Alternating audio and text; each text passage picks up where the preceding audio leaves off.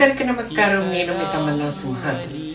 నిన్నటి నుంచి నిన్న మనసంతా నువ్వే మూవీది చూసిన కాడి నుంచి February 14th చాలా బాధగా ఉందండి. మనసంతా బరువుగా ఉండిపోయింది. మిస్సింగ్ ఉదయ్ కిరణ్ అండి. నేను ఉదయ్ కిరణ్ మంచి వయసు అంటే 14 నా వయసు 14-15 వయసులో మన ఉదయ్ కిరణ్ గారు సూపర్ స్టార్ గా అంటే మనసంతా నువ్వే నువ్వు నేను ఇలాంటి చిత్రాలు చేస్తున్నప్పుడు నిజంగా చెప్పాలంటే ఒక మంచి యూత్ కి అమ్మాయిలకి ఒక క్రష్ హీరో అండి ఉదయ్ కిరణ్. అసలు మిస్సింగ్ లాట్.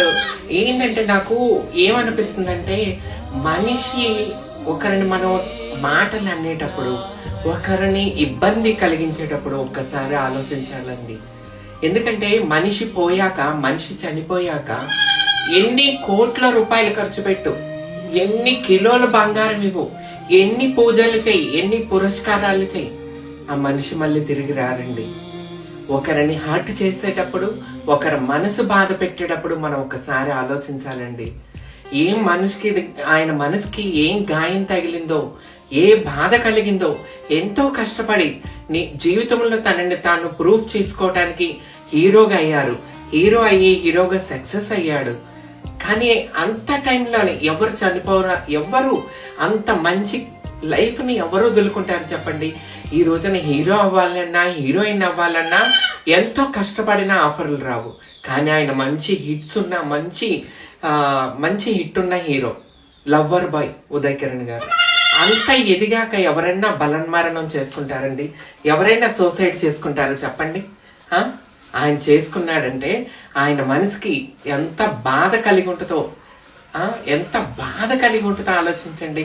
ఆయన మనసు ఎంత గాయపడి ఉంటుంది, ఎవరి వల్ల గాయపడి ఉంటుంది, ఆయన మనసు ఎవరి వల్ల బాధపడి ఉంటుందో అది దేవుడికి వదిలేద్దాం.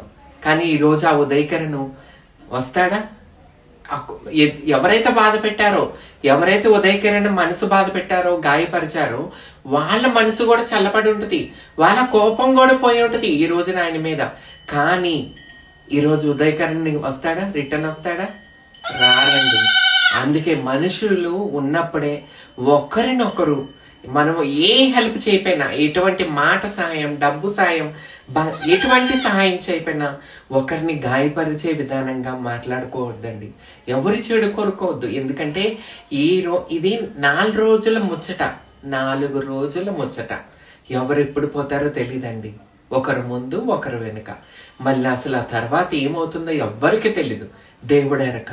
అలాంటి ఈ జీవితంలో పగలెందుకు, పగలెందుకు, కోపాలెందుకు, శత్రుత్వాలెందుకు,